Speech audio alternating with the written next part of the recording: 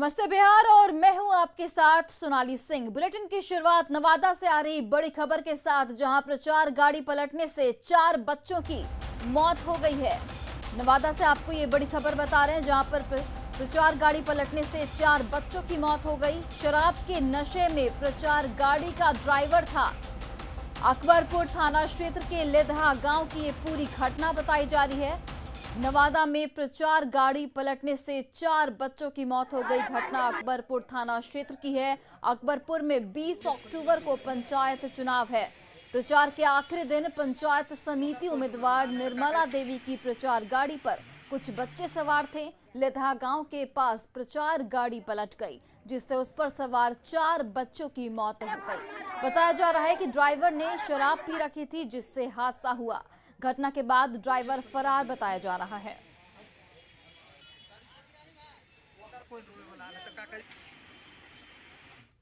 में खड़ी थी, उसी का प्रचार में निकला हुआ था डीजे गांव से, और गया था कजिया प्रचार करने के लिए। उस पर 10 आदमी लोग, बच्चे लोग बैठे हुए थे और चालक लगभग 17 साल का था। और वो लगभग गांव के लोग, गजिया के लोग बता रहे हैं कि वो पिए हुए थे।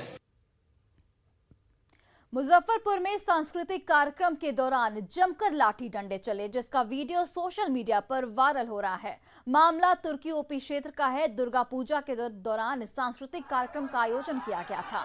इसी दौरान मारपीट शुरू हो गई। इस दौरान 2 लोगों को दौड़ा कर पीटा गया। बाद में स्थानीय लोगों ने दोनों को बचा लिया। घायल लोगों का नाम भानु प्रताप और लक्ष्मण कुमार है। वीडियो 16 अक्टूबर की रात का बताया जा रहा है कि दोनों भाई आगे में बैठकर कार्यक्रम देख रहे थे। इसी दौरान कुछ लोगों ने उन्हें पीछे बैठने को कहा। इससे इनकार करने पर लाठी डंडे और हॉकी स्टिक से दोनों की पिटाई कर दी गई।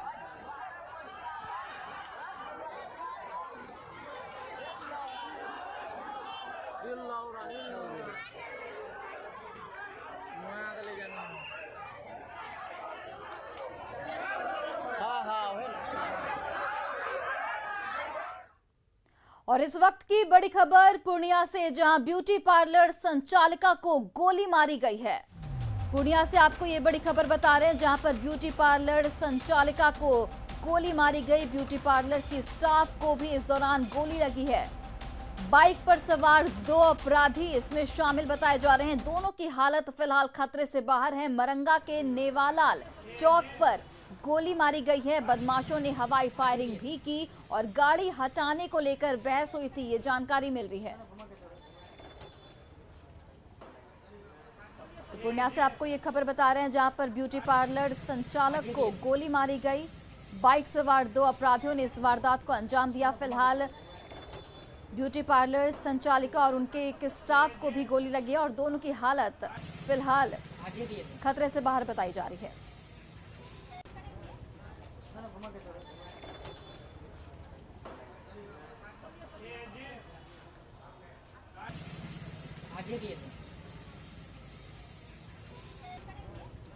वही देखिए, फारबिसगंज में चोरी के शक में एक युवक को बांध कर पीटा गया, साथ ही बाल मुड़वाकर गांव में घुमाया गया। युवक नेपाल के भंसार का रहने वाला बताया जा रहा है। लोगों का साफ तौर पर कहना है कि वो भारतीय इलाके में घूमने आया था। इसी दौरान इस सड़क किनारे खड़ी एक बाइक पर बैठ गया। बाइक के मालिक को शक हुआ कि वो बाइक चोर है, जिसके बाद उसने हल्ला मचा दिया। इसके बाद भीड़ ने युवक की जमकर पिटाई कर दी।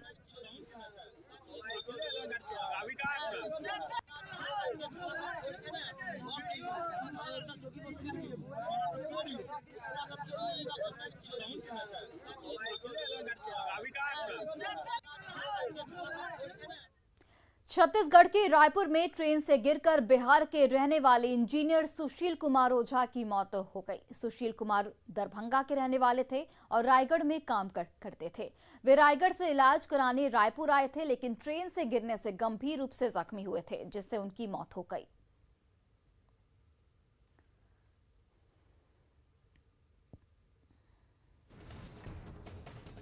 वहीं देखिए, पटना में एक महिला से गैंगरेप की वारदात सामने आई है। बताया जा रहा है कि महिला के पति ने 10 अक्टूबर को उसके अपहरण का मामला थाने में दर्ज करवाया था, जिसके बाद पुलिस हरकत में आई।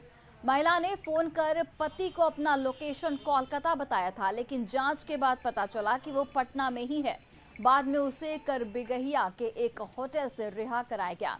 बताया जा रहा है कि महिला को एक हफ्ते तक होटल में रखा गया, जहां 5 लोगों ने उसके साथ गैंग रेप किया। पुलिस ने महिला के बयान पर 3 लोगों अजय खत्री, गोली और किशन को गिरफ्तार कर लिया है, जिनसे पूछताछ लगातार जारी है।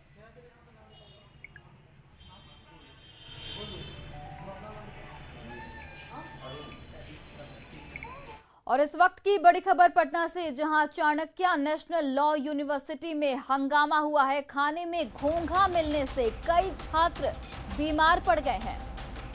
पटना से बड़ी खबर आपको बता रहे हैं, जहां पर चाणक्य नेशनल लॉ यूनिवर्सिटी में हंगामा हुआ। खाने में घोंघा मिलने से कई छात्र बीमार हो गए। 2 छात्रों को अस्पताल में भर्ती कराया गया है।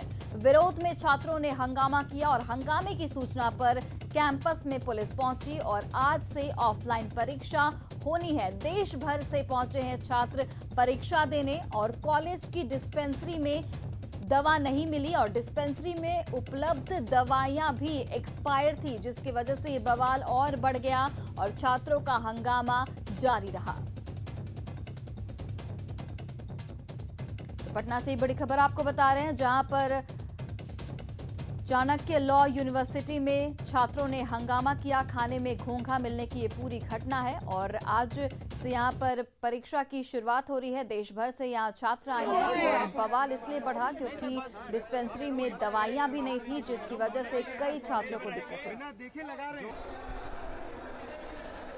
और पटना से हमारे सहयोगी रजनीश फोन लाइन पर जुड़ गए। रजनीश, क्या कुछ अपडेट इस पूरे मामले को लेकर, अभी क्या कुछ स्थिति है वहां पर? देखिए, आज से चाणक्य नेशनल लॉ में ऑफलाइन एग्जाम है, जिसको लेकर देश भर के जो कॉलेज के छात्र हैं चाणक्य नेशनल लॉ में पढ़ने वाले, वो कल से ही एकत्रित होना शुरू कर दिए थे। इस दौरान मेस में सभी ने शाम में खाना खाया। खाना के दौरान बताया गया कि स्नेल उसमें खाना में मिला, जिसके बाद कई छात्र बेहोश हो गए और उसमें 2 छात्र है उसको अस्पताल ले जाना पड़ा भर्ती कराने के लिए। काफी देर हंगामा हुआ। प्रोटेस्ट की सूचना मिलने पर पुलिस भी पहुंची और पुलिस प्रशासन के साथ साथ जो कॉलेज प्रशासन के खिलाफ भी नारेबाजी की गई। दूसरी तरफ छात्रों ने यह भी आरोप लगाया है कि कॉलेज प्रशासन ने एक्सपायरी दवा छात्रों को बांटा है और अस्पताल में वहां पर कोई व्यवस्था नहीं है, जो कॉलेज का जो डिस्पेंसरी है वहां पर। तो तमाम मुद्दे थे उस वक्त और छात्र छात्राएं दोनों वहां पर विरोध कर रहे थे और रात 2 बजे तक हंगामा जारी रहा। बड़ी संख्या में पुलिस बल बुलानी पड़ी थी। हालांकि आज एग्जाम है, आज भी डर ये बना हुआ है कि छात्रों ने चेतावनी दी है कि आज भी हंगामा हो सकता है। जी रजनीश, जो 2 छात्र अस्पताल में भर्ती, उनकी अभी क्या स्थिति बताई जा रही है? देखिए, अभी निजी अस्पताल में भर्ती कराया गया है। दोनों की स्थिति कहीं न कहीं खतरे से खाली है और पुलिस प्रशासन भी इस पूरे मामले में जांच में जुटी हुई है कि आखिर ये जो स्नेल का आरोप लगा है, ये स्नेल जो है पहले से था या छात्रों ने जो आरोप लगाया है वो सत्य है। तमाम चीजों पर जांच चल रही है। लेकिन रजनीश, बहुत बहुत धन्यवाद तमाम जानकारियों के लिए। और इस वक्त बिहार में आतंक के खिलाफ आक्रोश है, उबाल है, गुस्सा है, क्योंकि 12 दिन में 4 बिहार निवासियों की हत्या आतंकियों ने कर दी। आतंकी उन लोगों को टारगेट कर रहे हैं जो बेहद आम इंसान हैं, अपनी आजीविका चलाने के लिए मजदूरी करते हैं।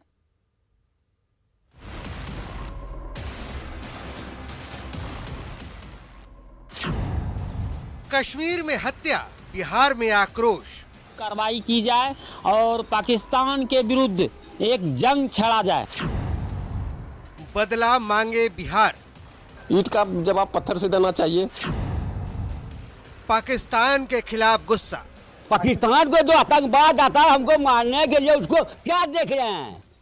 पिछले 12 दिनों में 4 बिहार निवासियों की हत्या के बाद देश उबल रहा है। आतंकियों को जवाब देने के लिए आवाज बुलंद की जा रही है। मरने वालों का परिवार हो या पूरा गांव, सभी चाहते हैं कि ईंट का जवाब पत्थर से दिया जाए। पाकिस्तान को जो आतंकवाद आता है हमको मारने के लिए, उसको क्या देख रहे हैं? उसको मुंह देख रहे हैं और मार रहा है हम लोगों को और उसको मार के भाग जाता है। चलो उसको मारेंगे, उसको मारो गिरा के। न कहेगा पाकिस्तान के हम लड़ेंगे तो कहो कि हम लड़ेंगे। कश्मीर में 4 बिहार निवासियों की हत्या पर एनडीए के सहयोगी जीतन राम मांझी ने तो यहाँ तक कह दिया कि हालात अगर नहीं सुधरते हैं तो कुछ दिनों के लिए बिहारियों के जिम्मे कश्मीर को सौंप देना चाहिए। जुमला है एक बिहारी सब पर भारी। तो हम बिहार के लोग इतने मिलिटेंट हैं, स्वतंत्रता की लड़ाई में भी हम लोगों ने काफ़ी काम किया है। तो यदि हालात काबू से बाहर जाने की स्थिति में अगर हम बिहारियों पर कश्मीर का इशू छोड़ दें तो हम लोग उसको सेटल कर लेंगे, यही हमने कहा है। पिछले 12 दिनों में जो कुछ हुआ उस पर बिहार का खून खौल रहा है, लेकिन विपक्ष मौके की नजाकत को समझते हुए आतंकियों की कायराना करतूत पर बोलने की बजाय, कार्रवाई की मांग करने की बजाय सरकार पर ही सवाल उठा रहा है। पलायन करके जो लोग गए हैं, पलायन जो है बहुत बढ़ चुका है। कहीं ना कहीं से नीतीश कुमार जी जो कहते थे हम पलायन रोकेंगे, वो तो असफल रहे, बल्कि उनके कार्यकाल में तो 50% पलायन बढ़ गया। हर दूसरा परिवार, हर दूसरा घर के लोग जो है पलायन कर रहे हैं। और आप बताइए, रोड एक्सीडेंट में 4 लाख रुपया मिलता है, आतंकवादी मारेंगे तो मात्र 2 लाख रुपया की घोषणा की गई। यकीनन ये वक्त सियासत चमकाने का नहीं, बल्कि आतंकियों को सबक सिखाने का है। न्यूज 18 के लिए बांका से नागेंद्र, भागलपुर से आशीष और मुंगेर से चंद्रमोहन की रिपोर्ट।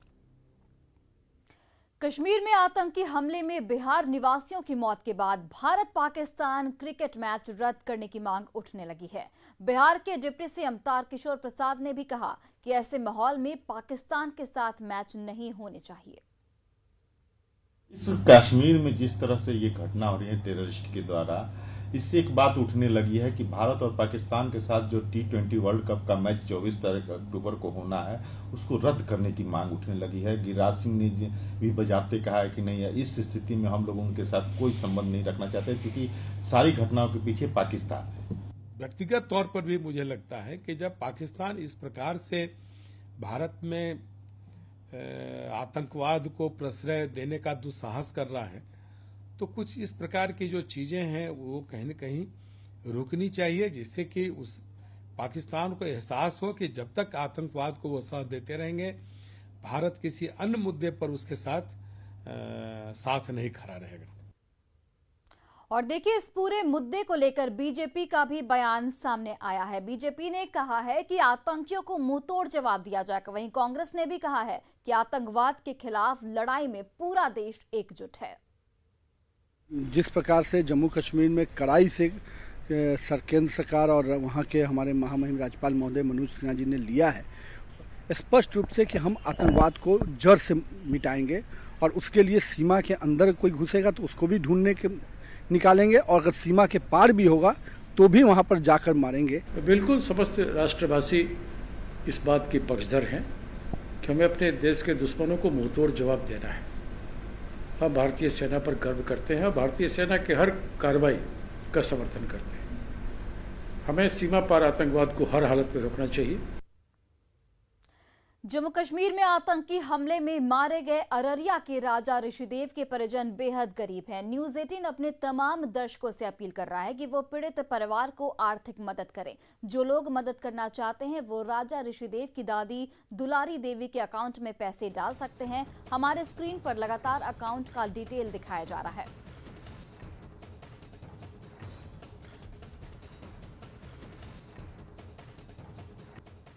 और देखिए, ये वो अकाउंट का डिटेल है राजा ऋषिदेव की दादी दुलारी देवी का, जिस पर आप अपना सहयोग दे सकते हैं और एक पीड़ित परिवार को थोड़ी सी मदद दे सकते हैं, जिससे उनको काफी सहायता मिलेगी।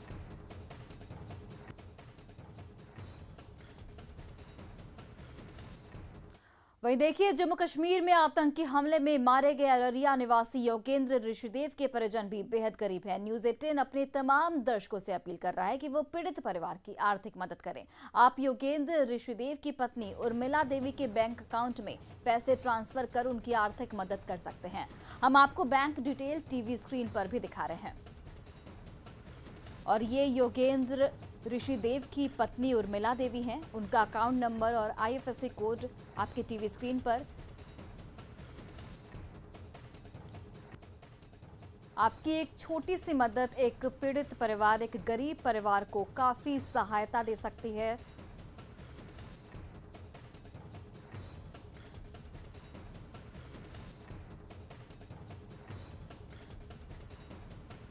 श्रीनगर में आतंकियों ने बांका के रहने वाले जिस अरविंद शाह की हत्या कर दी, उनके परिवार के लोग उन्हीं के भेजे पैसे से अपना पेट पालते थे। ऐसे में न्यूज़ 18 अपने तमाम दर्शकों से अपील कर रहा है कि वो पीड़ित परिवार की आर्थिक मदद करें। अगर आप अरविंद के परिजनों तक मदद पहुंचाना चाहते हैं तो उनकी मां सुनैना देवी के अकाउंट में पैसे ट्रांसफर कर सकते हैं। हम आपको उनका बैंक डिटेल टीवी स्क्रीन पर भी दिखा रहे हैं।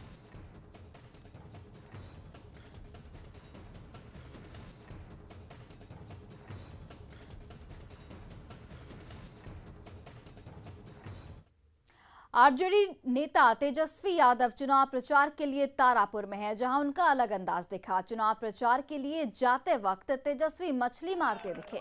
दरअसल रास्ते में कुछ बच्चे मछली पकड़ रहे थे। इसी दौरान उन्होंने अपना काफिला रोका और खुद भी बच्चों के पास पहुंच गए और बंसी लेकर खुद मछली पकड़ने लगे। उनकी बंसी में एक मछली फंस भी गई। तेजस्वी के पिता लालू प्रसाद यादव भी ठेठ गवई अंदाज में चुनाव प्रचार करते रहे हैं और तेजस्वी आज उसी अंदाज में दिखे। बिहार में 2 सीटों पर 30 अक्टूबर को उपचुनाव है और मुकाबला कांटे का माना जा रहा है। राजनीति में भी सर विरोधियों का मछली ऐसी पकड़ना है। हाँ, छना गया। कहाँ? लीजिए पीछे करके भी। डाला हुआ है कि नहीं? चेहरा है डाला हुआ।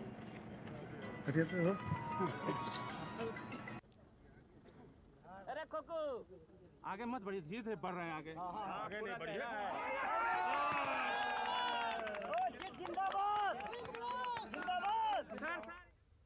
और बिहार विधानसभा भवन के 100 साल पूरे हो चुके हैं। इस दौरान विधानसभा कई बड़े फैसलों का गवाह बना है। सदन के अंदर बिहार विधानसभा के सदस्य बैठकर बिहार के विकास से जुड़े कई महत्वपूर्ण फैसले कर चुके हैं। विधानसभा का भवन भव्य है, साथ ही यहाँ कई ऐतिहासिक फैसले लिए गए हैं। पहले भी कई विद्वान लोग इस पद की गरिमा को बढ़ाए हैं। आज उन लोगों की प्रेरणा से हम लोग भी अच्छे कार्य की ओर कदम बढ़ा रहे हैं और ये 100 वर्ष के अंदर बिहार विधानसभा में इस पद को सुशोभित करने वाले जो लोग हैं, हम लोगों के आदर्श हैं, बिहार के गौरव हैं और गौरव गाथा बिहार की ही सीमा में नहीं बंधी रही, ये देश के लोगों ने स्वीकार किया। बिहार विधानसभा भवन के 100 वर्ष पूरे होने पर शताब्दी समारोह मनाया जा रहा है, जिसको लेकर विधानसभा अध्यक्ष विजय कुमार सिन्हा का कहना है कि 21 अक्टूबर को होने वाले कार्यक्रम में राष्ट्रपति रामनाथ कोविंद भाग लेंगे। राष्ट्रपति विधानसभा परिसर में बोधि वृक्ष भी लगाएंगे। शताब्दी स्तंभ की आधारशिला भी राष्ट्रपति के द्वारा रखी जाएगी।